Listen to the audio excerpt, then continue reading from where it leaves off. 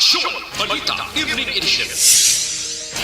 Magadulong sa inyo sang mga nagapangunang nga balita lokal, national, international, sports, kag entertainment. Aksyon! Balita Evening Edition. Kag karon ang inyo news team. Una sa balita, una sa aksyon. Mayong gabi Metro Bacolod, mayong gabi kabugusan nga Western Visayas. Welcome sa pagpangalagad sa Aksyon Balita Evening Edition. Karon nga adlaw Huwebes, Hunyo 2, tuig 2022. Makitan kita live sa mon official Facebook page kag sa YouTube channel ang Aksyon Radyo Bacolod kag mabatian pagi sa www.aksyonradyobacolod.com.ph. Ang inyong tagbalita Aksyon and Defensor Lisay. Kay karon sa atong mga headliners, una sa mga balita lokal. Provincial Vaccination Day sa Negros Occidental nagadepende sa kada LGU. Governor Lacson nagalaom nga hindi maglawig sang tinuig ang barangay kag SK election. Sa mga nagapangunang nga balita nasyonal, pagkakasang face mask may posibilidad apang hindi pagdalion. Calamity funds sa Pilipinas bastante suno sa DBM. Una sa balita, una sa aksyon. Action Radio Philippine Standard Time, alas 6:08. Detalye sa aton mga nagapangunang balita lokal pagkatapos lamang sa mga ini.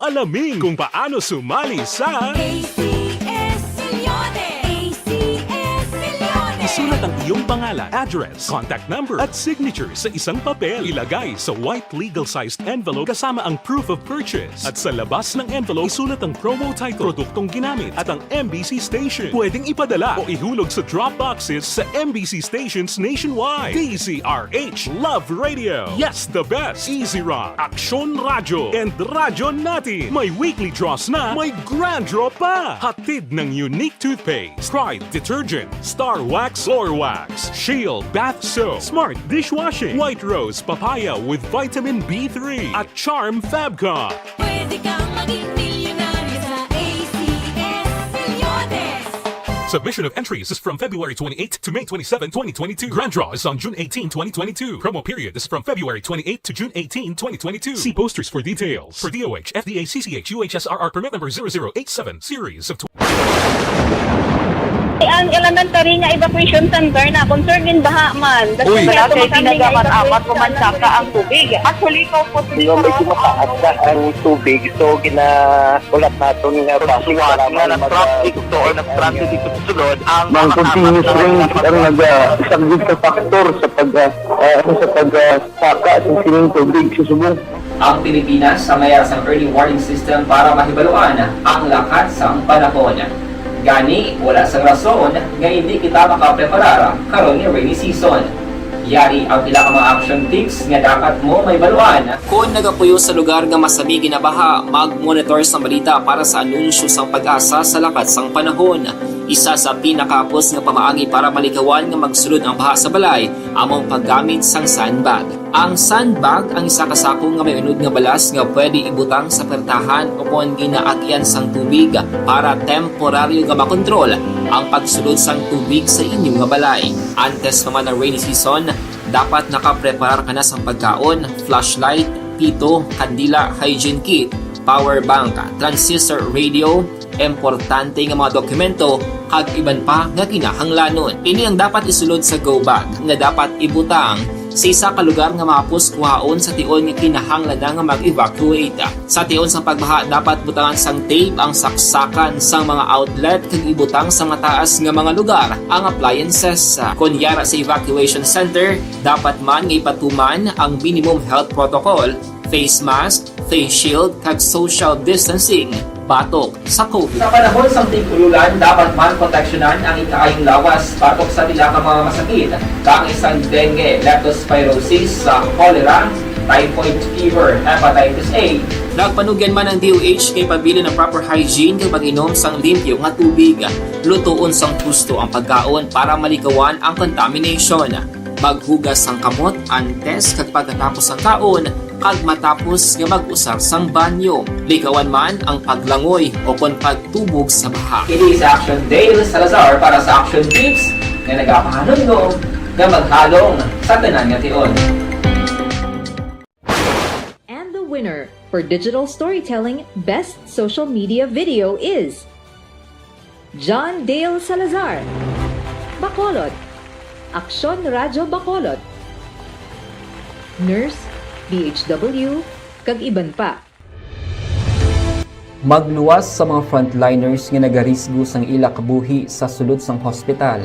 Nagakaangay man nga tagan naton sa pagkilala ang mga frontliner nga nagatrabaho sa sulod sang isolation facility. Ang mga doktor kag nurse nga nagarisgo man sang ila kabuhi sa pagtatap sa mga asymptomatic kag mild COVID cases.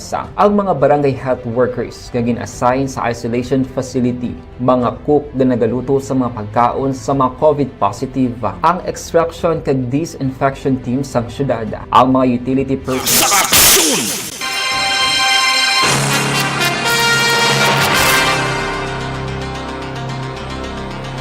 Kag sa detal na sa nga itong mga nagapanguna nga balita, lokal, nagadepende na sa local government units pagi sila barangay health workers sa kung anong maging resulta sa Provincial Vaccination Day sa Negros Occidental. Ini ang ginpahayag ni Governor Bong Lacson sa pag-umpisa sa PVD sumungan daw para nga mapasanyog ang vaccination program sa probinsya. Suro kay Lacson, ang mga BHW sa mga ginhatagan sa obligasyon sa pagkombenser sa mga pumuluyo agon nga magpabakuna kontra COVID-19, ilabi na ang mga senior citizens. Nagasalig ang gobernador nga madugangan ang kadamuon sa mga vaccinees bangod sa gintanyag nga incentives o kung cash incentives sa mga BHWs kag rice assistance sa mga luyag magpabakuna. Ang BHW nakabaton o kung ang makabaton sang 25 pesos sa kada makombenser nga individual kag 5 ka kilo nga bugas sa mga nagapabakuna. Ang PVD ang inisyatibo sa gobyerno probinsyal para malabot ang 100% sa gina-target nga 80% nga populasyon sa Negros Occidental nga mangin fully vaccinated kontra COVID-19. Ini ang 8-day simultaneous vaccination activities sa kada Webes kag Biyernes sa bulan sang Hunyo. Ini dapat maglawig ang tinuig ang pagpaiso sa barangay kag sangguniang kabataan nga eleksyon. Ini ang ginpahayag ni Negros Occidental Governor Bong Lacson sa tion nga madayon ang ginaduso nga pagpaiso sa nga mga piniliay subong nga tuig. Suno kay Lacson, iyan na ginatugyan sa gobyerno ang pagdesisyon kung ipaiso o kung dayon ang eleksyon. Ginklaro man sa gobernador nga maayo ang relasyon sa mga opisyal sa barangay sa probinsya kag padayon ang ginahatag nga suporta paagi sa bulig pinansyal. Una diri ginpahayag ni Leyte 1st District Representative kag House Majority Leader Martin Romualdez nga madamo sa mga pareho niya nga mamalidha ang pabor sa pagpaiso sang Disyembre 2022 nga barangay elections para makatipon ang gobyerno sa nga 8 billion pesos. Si Romualdez amo ang masunod nga House Speaker sa 19th Congress. May duha ka separado nga hagna sa Kamara file nga nagaduso agud ipaisol ang among eleksyon sa Mayo 2024 o kon sa Disyembre 2025. But if ever there's a postponement, it should not go more than a year. No? Dapat by next year, dapat meron na talaga. Some people are luckier than the others. Ang kabahin sa nga pagpahayag ni Negros Occidental Governor Bong Lacson. Pabor, si Negros Occidental Governor Bong Lacson nga ipabili ng bulanan nga paghatag sang Pantawid Pamilyang Pilipino Program o 4Ps sa mga benepisyaryo sa Pilipinas. Niya ang reaksyon sa gobernador sa plano ni incoming Department of Social Welfare and Development Chief Erwin Tulfo nga ihatag ang mga cash assistance paagi sa lump sum. Suno kay Lacson, bintaha lamang ini kung ginagasto sa insakto sa benepisyaryo ang kwarta. Apang desbentaha naman sa mga gastador. Nagapati ang gobernador nga mas makabulig ang monthly distribution. Bangod masiguro sini nga nasunod ang mga kondisyon, ilabi na ang pag-eskwela sa mga kabataan. Sa plano ni Tulfo, iyagit payag ang paghatag sang lump sum ang makabulig sa mga benepisyaryo para makapatukod sang negosyo. Imbis nga ihatag sang bulanan, sa diin ang iban sa mga ini ang nagakaubos lamang sa sugal kag pag-inom.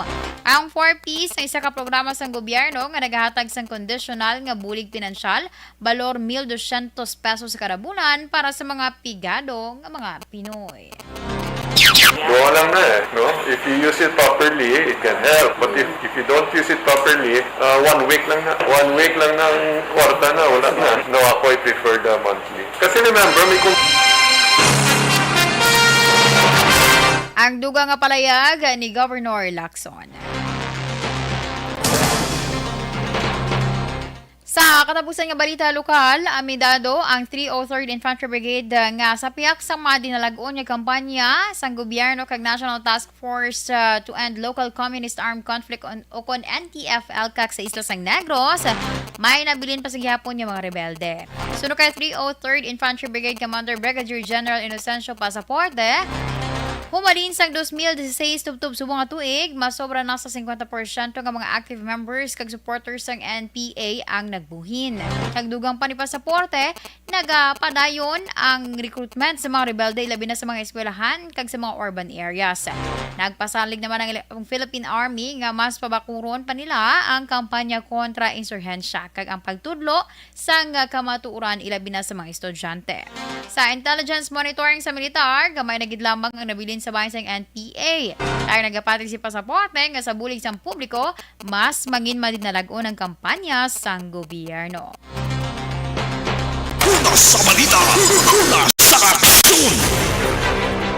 Action Radio Philippine Standard Time, alas 6:18. Santo Plus Gold.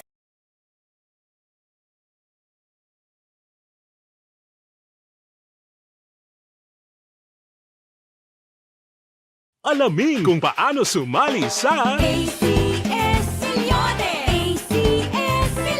Isulat ang iyong pangalan, address, contact number at signature sa isang papel. Ilagay sa white legal-sized envelope kasama ang proof of purchase. At sa labas ng envelope, isulat ang promo title, produktong ginamit at ang MBC station. Pwedeng ipadala o ihulog sa drop boxes sa MBC stations nationwide. DZRH Love Radio. Yes, the best. Easy Rock, Aksyon Radio, and Radyo Natin. May weekly draws na, may grand draw pa. Hatid ng unique toothpaste, Pride Detergent, Star Wax Floor Wax, Shield Bath Soap, Smart Dishwashing, White Rose Papaya with Vitamin B3, at Charm Fabcon. Pwede kang maging milyonaryo sa ACS-CILYONE. Submission of entries is from February 28 to May 27, 2022. Grand draw is on June 18, 2022. Promo period is from February 28 to June 18, 2022. See posters for details. For DOH, FDA, CCH, UHSRR permit number 0087, series of Ang elementary nga evacuation center na concern din baha man. Uy, dati ginagamat-amat kumansaka ang tubig. Actually, ikaw po Medyo mataas na ang tubig, so ginaulat natin nga pasuwat nga nag-traffic to or nag-traffic dito sa sulod ang Mang continuous rin ang isang good factor sa pagsaka sa sining tubig sa subong. Ang Pilipinas sa mayroon ng early warning system para mahibaluan ang lakas ng panahon. Gani, wala sang rason nga hindi kita makapreparara karon ni rainy season. Yari ang pila ka mga action tips nga dapat mo may baluan. Kung nagapuyo sa lugar nga masabi ginabaha, mag-monitor sa balita para sa anunsyo sang pag-asa sa lakas sang panahon. Isa sa pinakapos nga pamaagi para malikawan nga magsulod ang baha sa balay, among paggamit sang sandbag. Ang sandbag ang isa ka sako nga may unod nga balas nga pwede ibutang sa pertahan o kung ginaagyan sang tubig para temporaryo nga makontrol ang pagsulod sang tubig sa inyong nga balay. Antes naman ng rainy season, dapat nakapreparar ka na sang pagkaon, flashlight, pito, kandila, hygiene kit, power bank, transistor radio, importante nga mga dokumento kag iban pa nga kinahanglanon. Ini ang dapat isulod sa go bag nga dapat ibutang sa isa ka lugar nga mapos kuhaon sa tion nga kinahanglan nga mag-evacuate. Sa tion sa pagbaha dapat butangan sang tape ang saksakan sang mga outlet kag ibutang sa mataas nga mga lugar ang appliances. Kunyara sa evacuation center, dapat man nga ipatuman ang minimum health protocol, face mask, face shield kag social distancing batok sa COVID. Sa panahon sa tig-ululan, dapat man proteksyonan ang ikaayong lawas batok sa pila ka mga masakit, kang isang dengue, leptospirosis, cholera, typhoid fever, hepatitis A. Nagpanugyan man ang DOH kay pabili ng proper hygiene kay pag-inom sang limpyo nga tubig. Lutuon sang gusto ang pagkaon para malikawan ang contamination.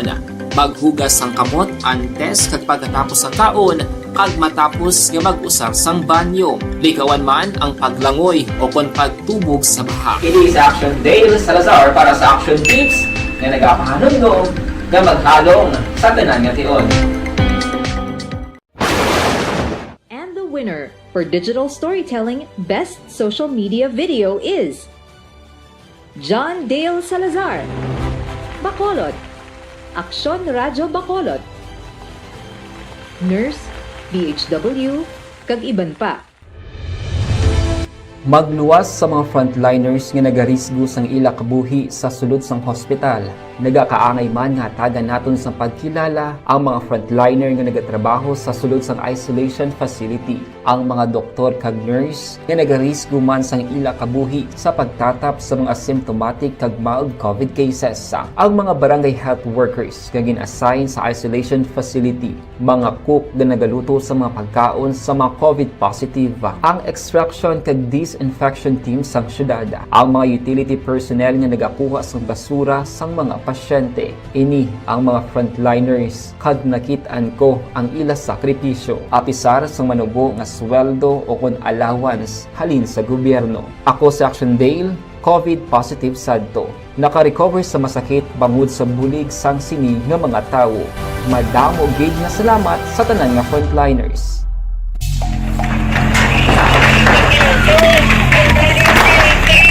Pressure na tayo! Pressure!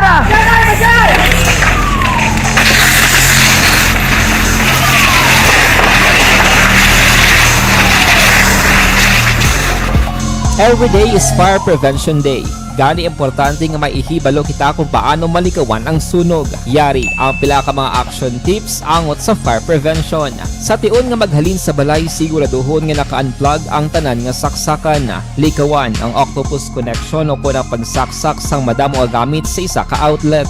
Dapat wala man sang overloading sa mga saksakan kag lantawon kung masarangan ang mga appliances nga nakasaksaka. Likawan ang mga substandard nga kagamitan. Hindi pag i-charge ang gadget overnight kaang isang cellphone. Taguon ang mga posporo, lighter, kag iban pa nga flammable materials sa mga kabataan. Kag siguraduhon man nga malayo ini sa kalan. Siguraduhon man nga wala nagalik ang inyong LPG. Sa isa ka business establishment, dapat mayara sang fire extinguisher kag dapat nakahibalo ang tanan sa pag-usar sini. Hibaloon man ang expiration date sang fire extinguisher kag i-refill kung expired na. Magpreparar sang fire exit plan lagi pa diri ang emergency exit o kung ang lugar nga wala sang harang nga pwede guaan sa tion sang sunog. Dapat nakasave sa inyong mga cellphone ang mga emergency numbers nga pwede tawagan sa tion sang emerhensya. Kung nagakalayo ang imong alawas, himuon ang stop, drop, kag roll. Para malikawan ang sunog, nagakinahanglan ini sang partisipasyon sang publiko. Kung nakahanda kita sa mga kalamidad,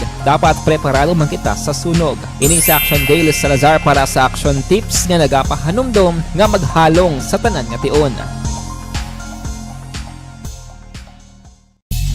Bangod sa pamahog sing COVID-19 pandemic, madamo sing kompanya kag local government unit ang nagpatuman sang work from home sa ilang mga empleyado. Naga-work from home kung naka-close contact sa nagpositibo sa virus o kung mismo nagpositibo sa COVID-19. Madamo sang benepisyo ang mahatag sang work from home, pero hindi naton malikawan nga maboard kag ma-stress bangod sa sini nga setup sa masobra na isa ka tuig nga pagpakiaway sa COVID-19. Base sa pagtuon sa United Nations International Labour Organizations, nagatugas sing stress ang tuman niya pag-usar sa gadgets kangay sa cellphone kag computer. Gani, iyaring pila ng mga poslanong nga action tips sa mga nag-work from home. Una, mag-set up sa workspace sa mga banal. Action Radio Philippine Standard Time, alas 6:25. Kagkaroon sa detalye sa aton mga nagapanguna nga balita national. Ginpahayag sang eksperto nga kinahanglan sang Pilipinas nga maghulat sang dugang pa nga panahon antes kakason ang requirement nga pagsuksok sang face mask sa pampubliko nga lugar sa piya ka nagnubo na ang kaso sang COVID-19. Suno kay Octa Research Fellow Dr. Guido David, kung basihan ang natabo sa New York City sa US sa dinagsaka ang kaso sang virus matapos hinyakas ang face mask, nabudlayan ang gobyerno nga ibalik iniliwat nga mandato kag mahimo nga matak-an na ang publiko sa wala klaro nga mando. Inalantaw man ni David nga kung magsigi-sigi ang manubo nga kaso, may posibilidad nga sa pagsulod sa masunod nga administrasyon maistoryahan kag matugutan ang pagkakasang face mask sa pampubliko nga mga lugar.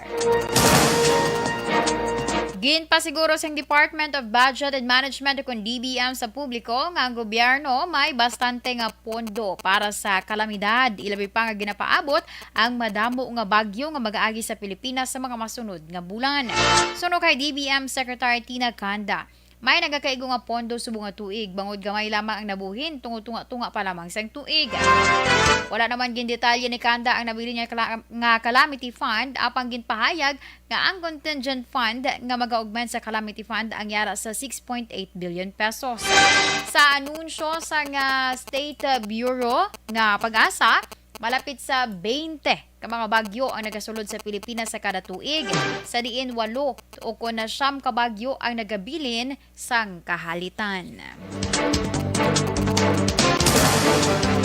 Ginpahayag sang anay presidente sang Philippine Medical Association nga 40 milyones ka individual ang wala pa nakabaton sang booster shot bato COVID-19. Suno kay Dr. Benito Atienza, kinahanglan sang publiko nga magsunod sa minimum health standards, magpabakuna kag magpa-booster shot agud nga mapunggan ang posibilidad nga pagsaka sa kaso sang COVID-19. Sa hibalo ni Atienza, 14 million ang nakabaton sang unang nga booster shot, kag may 142,000 naman ang nakabaton sa ikaduha nga booster shots. Sa record sang DOH sa tubtub Mayo 29, mas sobra 70.85 milyones na ka mga individual ang fully vaccinated bato COVID-19. Nanawagan ng Philippine Nurses Association ng PNA sa pagpasar sang Philippine Nursing Act nga mag-standardize sa sweldo sa mga nurses nga nagatrabaho sa private kag government sectors. Suno kay PNA President Melvin Miranda, may pila ka mga nurses nga nagatrabaho sa magagmay nga private hospital sa pila ka rehiyon sa Pilipinas nga nagabaton sang mas manubo ikumpara sa sweldo sang ila counterparts sa government hospitals. Suno sa Department of Health, National Health Human Resource, ang base pay para sa mga nurses nga nagatrabaho sa pribado nga hospital ang naga-range sa 9,517 tubtob 14,000 pesos.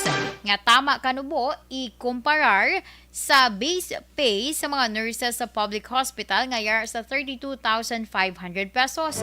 Ini ang ginalantaw nga rason ni Miranda kun nga madamo nga mga nurse ang nag-resign sa ila trabaho sa mga pribado nga hospital kag nagasaylo sa government hospital o kung nagapasimpalad sa abroad. Una sa balita, una sa aksyon!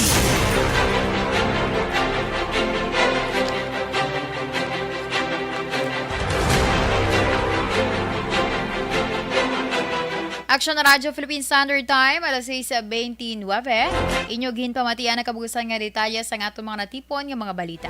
Diri lamang sa Aksyon Balita Evening Edition, karong adlaw Huwebes, Hunyo 2, 2022. Sa liwat ang inyong balita, Aksyon and Defensor Lisay. Una sa balita, una sa Aksyon, sa Bacolod Aksyon Radio.